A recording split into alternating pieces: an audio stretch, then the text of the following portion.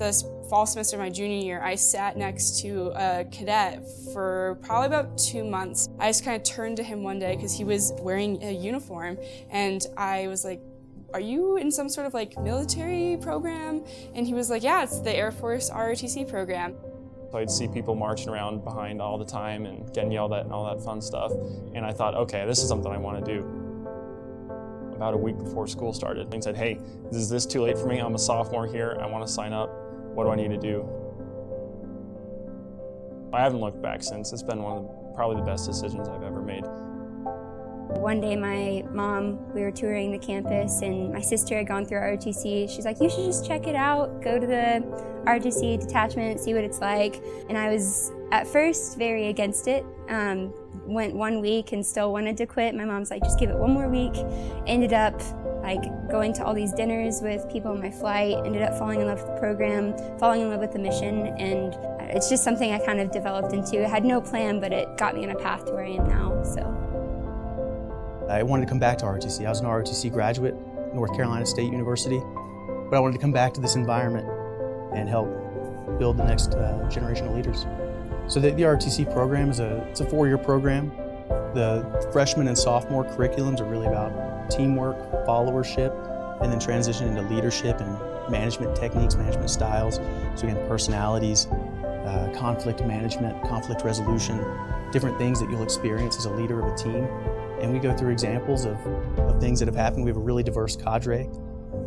So we bring those lessons into the classroom and really try to impress upon cadets those things that we learned and to help to bring them up to that level so that they're ready to face a wide variety of challenges. The second that I stepped into Lieutenant Colonel Jones' office, and he's a C-130 pilot, we started just talking about ROTC, and he was like, "Well, what do you want to do?" And I kind of took a second, and I was like, "Well, I think I want to be a pilot." And he was like, "Okay, good." I'd love to get to the point where you're kind of working on a bigger scale. Obviously, operational is great, but there's a lot more than that, so it'd be nice to have kind of a view like, okay, this is what it takes to run a wing or something like that. I'd like to be a leader that leads by example. I would never ask someone to do something that I wouldn't do myself, is kind of something I want to keep doing throughout my years, and hopefully even more so once I go active duty. All of the skills that I'm learning here, which I probably wouldn't have, at least maybe not to the degree, are just making me to be the best person that I can be, to be able to, one, serve my country, but just to be a valuable member of this society in general.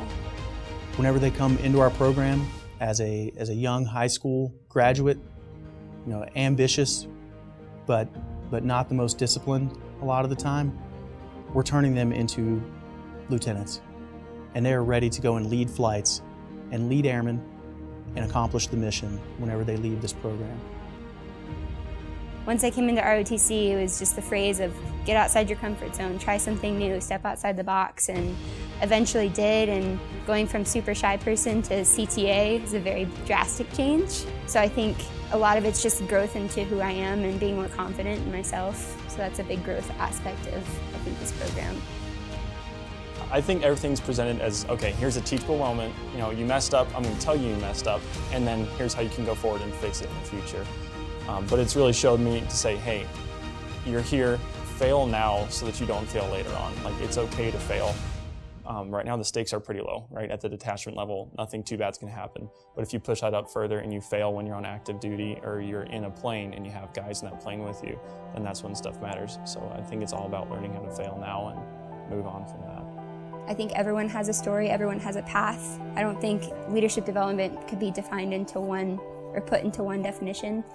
I think it's being a person that's more open-minded, a person who cares, a person who looks at the development of not only themselves but others around them. It's kind of just altering the mindset of, rather than the selfishness that I feel like we tend to have, it's kind of more of the outward, caring for others and caring about everyone. So this opportunity is really giving me a chance to develop new skills. And the course curriculum, it's almost like I'm going back to, being in the seat, whether it's stress management, conflict management, interacting with teams, team dynamics. It's really great, and I'm taking away a lot from the curriculum just personally, and I try to impart that back on the cadets as well. It's all about teamwork and building the best leader that we can, both for this program, because as they come back from field training, they lead this program, and then to go on and lead in tomorrow's Air Force. So my goal every day is to come in and make these cadets better than I ever was, better than I ever could be, and build that next generation.